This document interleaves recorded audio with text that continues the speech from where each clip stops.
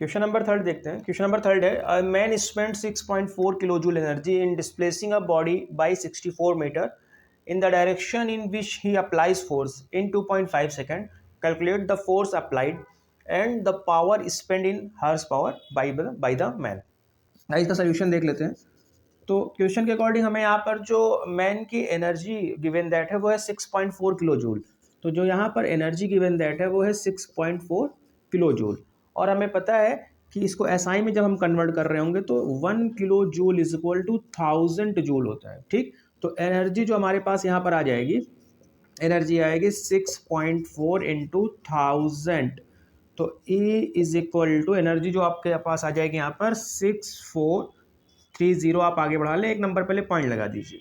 तो जो यहाँ पर एनर्जी आएगी वो आएगी 6400 जूल। ये हमारे पास एनर्जी आ जाएगी एसआई में। Displacing a body in by 64 metre, तो यहाँ पर जो हमें डिस्प्लेसमेंट दिया हुआ है वो 64 मीटर हमें दिया हुआ है। एनर्जी हमारे पास है, डिस्प्लेसमेंट हमारे पास है।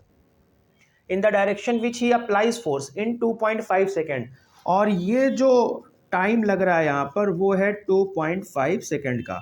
देखिए तीनों चीज़ें हमारे पास जो भी हैं वो एसआई में है। कैलकुलेट करना है फर्स्ट द फोर्स अप्लाइड, हमें फोर्स यहाँ पर देखना है कि कितना होगा। तो आप बताइए एनर्जी इज इक्वल टू क्या होता है, force into displacement. Energy is equal to क्या होता है, फोर्स इनटू डिस्प्लेसमेंट। हमें फोर्स फाइंड करना है, तो फोर्स इज इक्वल टू हो जाएगा एनर्जी अपॉन डिस्प्लेसमेंट। तो अगर हम एनर्जी की बात करें तो अपने पास है 6400, एसआई में अपने पास है 6400, और डिस्प्लेसमेंट की बात करें तो अपने पास है वो 64।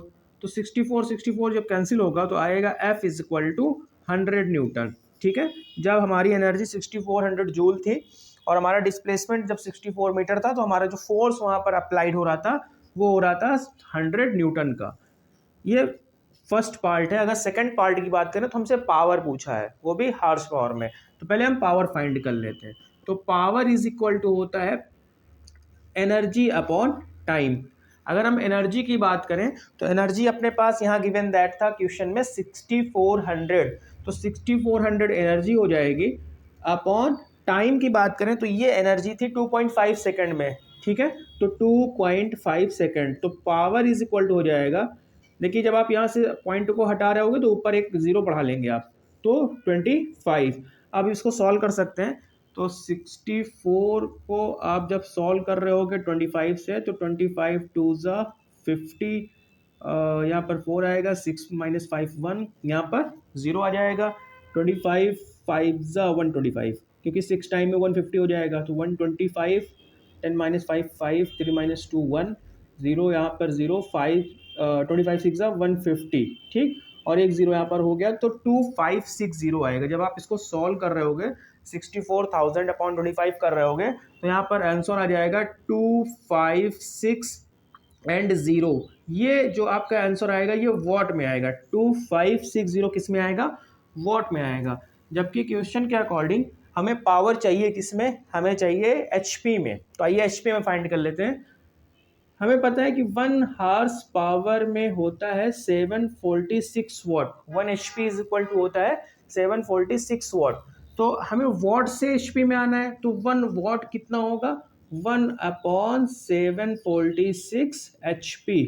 ठीक ना, 1 watt is equal to 1 upon 746 HP। कितने वॉट को हमको फाइंड करना है, 2560 वॉट का हमें फाइंड करना है। तो 2560 अपॉन 746। अब जब आप इसको सॉल्व कर रहे होगे, पावर जो यहाँ पर फाइंड करोगे, तो जो HP में अपने पास पावर आ जाएगी वो आ जाएगी 3.43। जब आप इसको सॉल्व करिएगा तो इसमें आपके पास आंसर आएगा 3.34 हॉर्स पावर।